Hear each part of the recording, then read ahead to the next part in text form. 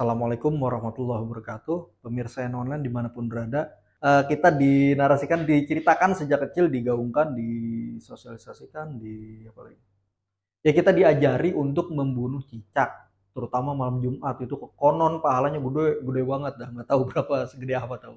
Nah itu memang sih kita temukan di dalam hadis Nabi bahwa amar Rasulullah SAW bi qatlil wazafi. Jadi Rasulullah memerintahkan kita untuk membunuh cicak. Wasamahu fuaisikon.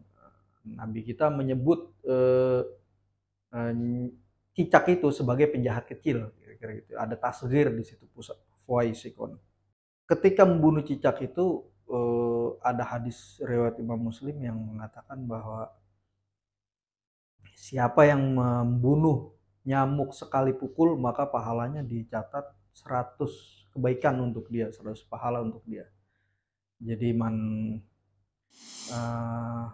man kotala wazagon fi awalid dorbatin kutibat lahu mi'atu hasanatin. Jadi orang yang membunuh cicak pada sekali pukul, pada satu pukulan, maka dia akan diberi pahala, dicatat pahala baginya 100 kebaikan. Kemudian pada pukulan kedua itu pahalanya kurang dari itu, atau orang yang membunuh cicak pada pukulan berikutnya, pukulan ketiga, maka pahalanya akan dikurangi lagi dari situ. Nah, kalau kita baca Syarah Muslim Imam Nawawi, itu ada penjelasan bahwa apakah cicak yang seperti apa yang dimaksud?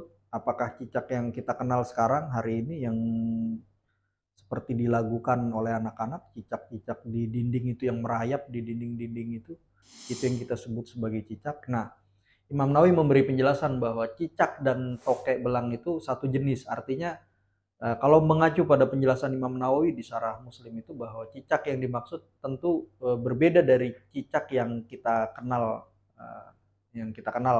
dari kecil.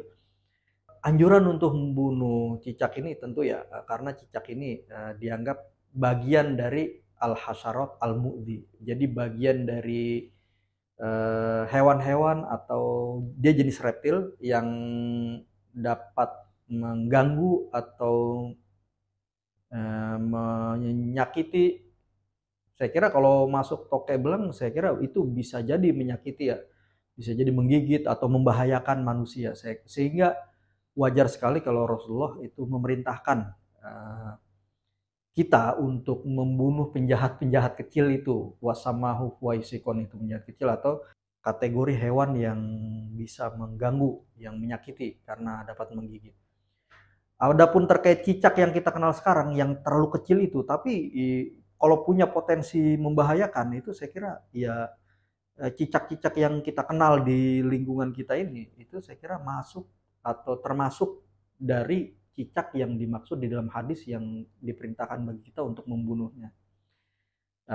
Karena ada alasan, ada pertimbangan al-hasaratul mu'zi itu tentunya ya. Ada pertimbangan bahwa cicak itu berpotensi atau cicak itu bagian atau tokek belang itu adalah hewan yang dapat menyakiti manusia.